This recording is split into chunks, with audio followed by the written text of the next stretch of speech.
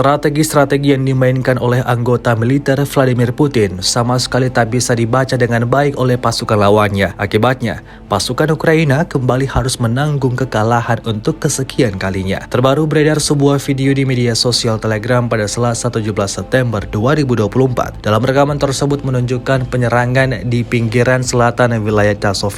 Pejuang Rusia bekerja dengan drone pada posisi pertahanan Ukraina. Setelah berhasil menemukan titik yang ditargetkan, pasukan pendarat Rusia langsung menerobos masuk ke dalam parit Ukraina, mengancam dan menembaki mereka, hingga tentara Ukraina tidak punya pilihan selain meletakkan senjata mereka. Sejak video ini beredar, belum ada tanggapan resmi dari pihak Kementerian Pertahanan Ukraina.